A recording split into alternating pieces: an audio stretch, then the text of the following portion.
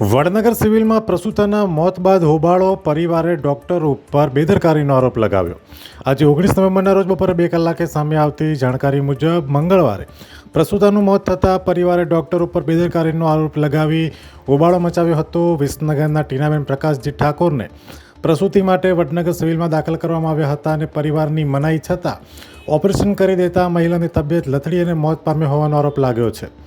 પરિવારના જણાવ્યા મુજબ કોઈ મોભી હાજર ન હોવા છતાં સહીઓ કરાવી લેવાઈ હતી અને ઓપરેશન કરી દેવાયું હતું, જેને લઈને પરિવારે હોબાળો મચાવતા મુદ્દો ટોક ઓફ ધ ટાઉન બનવા પામ્યો છે। શું બેન આપણું નામ? મારું હુકમબેન। આ જે આ એડમિટ કેટલા દિવસથી કર્યા હતા બેનને? ગુરુવાન દાડાથી। તો શું ઘટના બની?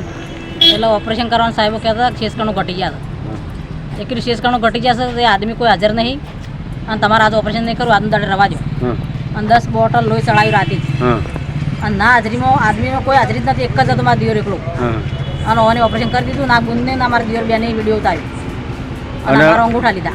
તમને ડૉક્ટરે શું કીધું હતું? ડૉક્ટરો કે તમે આજે ઓપરેશન નહીં કરાવો તો પેશન્ટ મોટું નહીં બચે ને નહીં બચે। 2 વાગે ઓપરેશન કર્યું અને બહાર લાયા પછી એમને પગે ખેંચ ચાલુ થઈ ગઈ અને બ્લડ ચાલુ થઈ ગયું।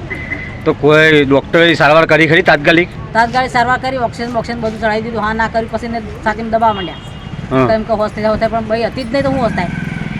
તો અને બાળક પેટીમાં છે, બેબલી છે। તમારી લોકોની શું માંગ છે? અમારે તો કેસ કરવો છે। અમે તમને આપીશું પળેપળના સમાચાર। જો તમે અમારા નિર્ભય માર્ગ ન્યૂઝ ચેનલને સબસ્ક્રાઇબ કર્યું નથી તો અત્યારે જ નીચે આપેલા આઇકોન બટન પર ક્લિક કરીને સબસ્ક્રાઇબ કરો અને શેર કરવાનું ભૂલશો નહીં।